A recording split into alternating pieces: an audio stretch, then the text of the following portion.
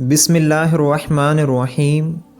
ناظرین، کیا آپ جانتے ہیں کہ انسان کے وہ کون سے گناہ ہیں؟ جب انسان ان گناہوں کا ارتکاب کرتا ہے تو زمین اللہ تعالیٰ سے اجازت طلب کرتی ہے اور روتی ہوئی کہتی ہے کہ الہی مجھے اجازت دے تاکہ میں اس بدبخت انسان کو ابھی کے ابھی نگل جاؤں۔ اللہ کے نبی نے فرمایا، ایک ایسا گناہ جس سے 80 سال کی نیکیاں ضائع ہو جاتی ہیں اور اس کے لیے دوزخ میں ایک کنواں تیار کیا جاتا ہے۔ دوستو، مکمل تفصیلات جاننے کے لیے ویڈیو کو آخر تک ضرور دیکھیے گا۔ دوستو، زمین کب روتی ہے؟ اللہ پاک نے زمین و آسمان میں بے شمار جن و انس اور جو کچھ بھی پیدا کیا ہے، ہر چیز کو قوت سماعت اور قوت گویائی عطا فرمائی ہے، جس سے وہ اللہ کا ذکر کرتی ہے۔ اللہ ہر چیز کو جب کوئی چیز عطا کرتا ہے تو وہ اس پر شکر بھی ادا کرتی ہے، اور جب ان کو کوئی تکلیف پہنچتی ہے تو اس کا اظہار بھی کرتی ہے۔ لیکن یہ اور بات ہے کہ اللہ نے ایسی آوازوں کو جن و انس سے پوشیدہ رکھا ہے۔ زمین کو ہی لے لیجئے، بولتی بھی ہے اور خوشی غمی کو محسوس بھی کرتی ہے اور اس کا اظہار بھی کرتی ہے۔ اللہ کے نبی نے فرمایا، 2 موقع ایسے ہیں جن پر زمین روتی ہے۔ پہلا موقع یہ ہے کہ جب ناحق کسی کا خون بہایا جاتا ہے، مقتول کا پہلا قطرہ زمین پر گرتے ہی زمین پکارتی ہے، الہی مجھے اجازت دے تاکہ میں قاتل کو ابھی کے ابھی نگل جاؤں۔ آواز آتی ہے، ذرا صبر تو کر، یہ تیرے اندر ہی آئے گا۔ دوسرا موقع یہ ہے کہ جب زانی زنا کا ارتکاب کرنے کے بعد غسل کرتا ہے تو پانی کا پہلا قطرہ زمین پر گرتے ہی زمین زار و قطار روتی ہوئی کہتی ہے، الہی مجھے اجازت دے تاکہ اسے میں نگل لوں۔ آواز آتی ہے، تھوڑی دیر صبر تو کر، اس نے بھی تیرے اندر ہی آنا ہے۔ زناکاری ایک بدترین لعنت اور ذلت اور پستی کی علامت ہے، ایمان فعل اور شنی کی ہے۔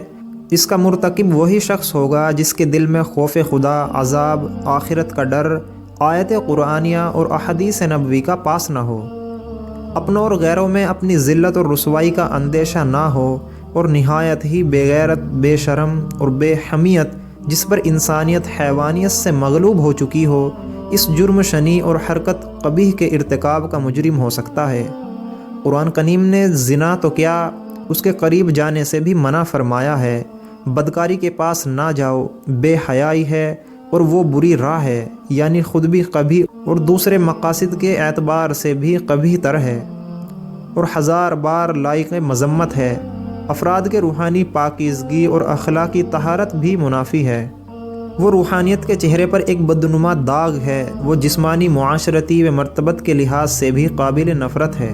حضرت ابو حریرہ اس کے مروی ہیں کہ اللہ کے محبوب فرماتے ہیں، جو عورت کسی قوم میں اس کو داخل کر دے جو اس قوم سے نہ ہو، یعنی زنا کرایا ہو اور اس سے اولاد ہوئی ہو، تو اسے اللہ تعالیٰ کی رحمت کا حصہ نہیں ملے گا اور اللہ تعالیٰ اسے جنت میں داخل نہیں کرے گا۔ حضرت عبداللہ بن عباس اس کے مروی ہیں کہ اللہ کے نبی فرماتے ہیں، جس قوم میں زنا اور سود پھیل جائے تو اس قوم نے اپنے لیے اللہ کے عذاب کو حلال کر لیا۔ حضرت عمرو بن عاص رضی اللہ تعالیٰ عنہ سے مروی ہے کہ اللہ کے نبی ارشاد فرماتے ہیں، جس قوم میں زنا ظاہر ہوگا وہ قحط میں گرفتار ہوگی، اور جس قوم میں رشوت کا ظہور ہوگا وہ قوم روم میں گرفتار ہوگی۔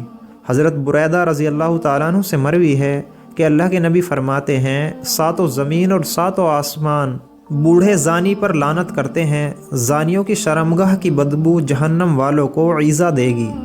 اللہ کے محبوب فرماتے ہیں، زنا سے 6 باتیں ظہور پذیر ہوتی ہیں، 3 دنیا میں اور 3 آخرت میں۔ زانی کا چہرہ سیاہ ہو جائے گا، اس لیے اس کے رزق میں تنگی آئے گی اور عمر سے برکت نکل جائے گی۔ آخرت میں اللہ تعالیٰ کی ناراضگی میں گرفتار ہوگا، حساب میں سختی دیکھے گا، عرصہ دراز یعنی لمبی مدت دوزخ میں رہے گا، بشرط یہ کہ ایماندار ہو، ورنہ تو ہمیشہ ہمیشہ ہی اس کا ٹھکانہ دوزخ رہے گا۔ نبی رحمت فرماتے ہیں، جو کوئی آزاد یا غلام عورت سے زنا کرتا ہے، اس کی قبر میں 20 لاکھ سوراخ کر دیے جاتے ہیں، جن سے سانپ اور بچھو اور آگ کے شعلے اس پر حملہ ور ہوتے ہیں، اور وہ اسی طرح عذاب قبر میں مبتلا رہتا ہے۔ صحابہ کہتے ہیں کہ اللہ کے نبی نے ہم سے فرمایا، 3 قسم کے آدمیوں پر اللہ نظر رحمت نہیں فرمائیں گے۔ نمبر 1 بوڑھا زانی، نمبر 2 جھوٹی تقریریں کرنے والا، نمبر 3 تکبر کرنے والا فقیر۔ حضرت ابو سعید خدری اور حضرت ابو حریرہ رضی اللہ تعالیٰ عنہ سے روایت ہے کہ آپ علیہ السلام نے مومنوں کے قتل کی سزا جہنم بیان کرتے ہوئے ارشاد فرمایا، اگر تمام آسمانوں اور زمین والے کسی ایک مومن کے قتل میں شریک ہو جائیں تب بھی یقیناً اللہ تعالیٰ ان سب کو جہنم میں جھونک دے گا۔ قتل و غارت گری، خون ریزی اور فتنہ فساد اتنا بڑا جرم ہے کہ قیامت کے دن اللہ تعالیٰ ایسے مجرموں کو سب سے پہلے بے نقاب کر کے کیفر کردار تک پہنچائے گا۔